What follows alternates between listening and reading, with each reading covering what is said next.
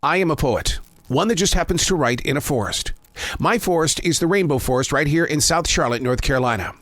When I enter this forest or any other collection of trees, I never know what I'm going to write about. These aren't my words. These are the lyrics from Rainbow Forest. Chapter number 370, May 27th, 2023. A huge spring storm is about to bust loose inside this forest. It's swirling in circles that resemble a midsummer hurricane, but it's not that time of year.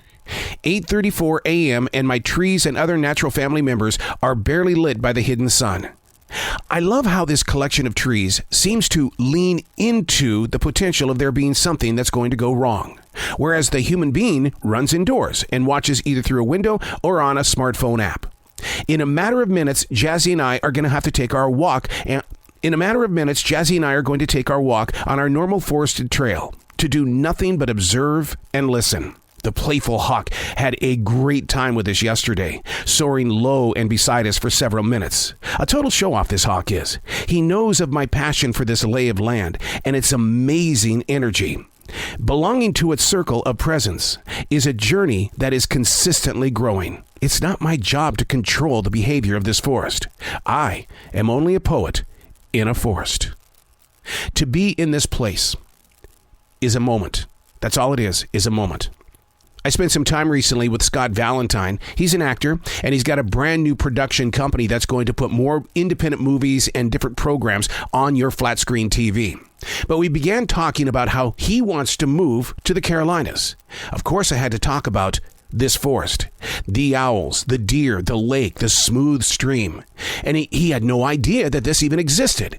And then he got really excited when I said, well, my studio sits 23 feet off the ground up in the trees. I can see everything moving, even while speaking.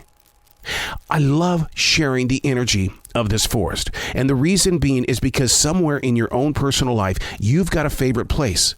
But are you sharing its story?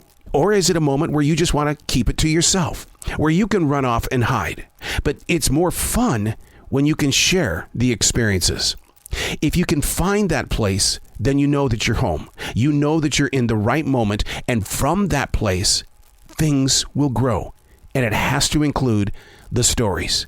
I'm not saying that you have to sit down and write a book, but you should leave little notes for future people who are going to be here long after you're gone, so they can look back and say, wow, that's what it was like.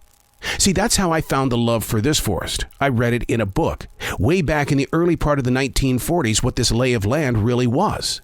And so I quit doing things to my lawn, putting chemicals in the dirt and cutting things way back.